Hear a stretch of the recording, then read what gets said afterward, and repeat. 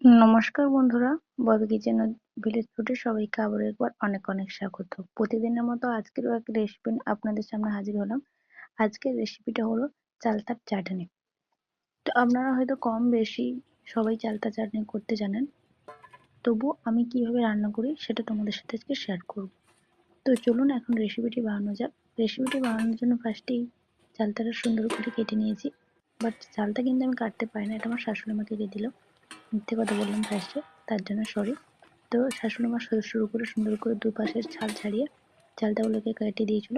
তারপর সেগুলোকে আমি ফার্স্টে কড়াইতে গরম জল করে তাতে সেদ্ধ করে নিলাম সামান্য লবণ দিয়ে।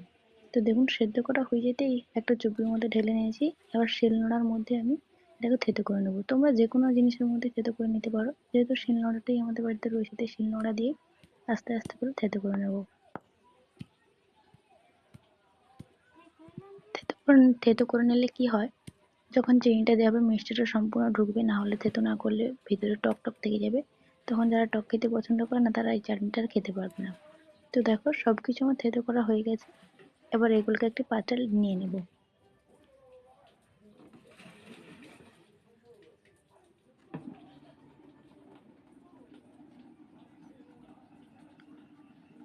তো চালতাগুলো থেতো করা হয়ে গেলে তারপর কড়াইতে দিয়ে দিলাম সামান্য তেল, আর তেল দিয়ে দিয়ে দিলাম শুকনো লঙ্কা, 5 ফোড়ন, তেজপাতা দিয়ে হালকা লাল হয়ে আসলে দিয়ে দেবো থেতো করা চালতাগুলো।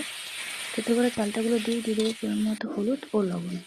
পরিমাণ মতো হলুদ ও লবণ দিয়ে আরও কিছুক্ষণ চালটাকে নেড়ে চেড়ে নেবো। নিয়ে আবার পরিমাণ মতো জল দিয়ে দেবো।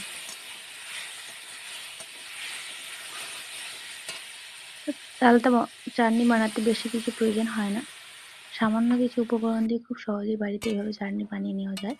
তো দেখো পরিমাণ মতো জল দিয়ে দিয়েছি, আবার জোরে জ্বালন দিয়ে কিছুক্ষণ ফুটিয়ে নেব। আর কিছুক্ষণ ফুটে আসলেই তারপর দিয়ে দেবো পরিমাণ মতো চিনি।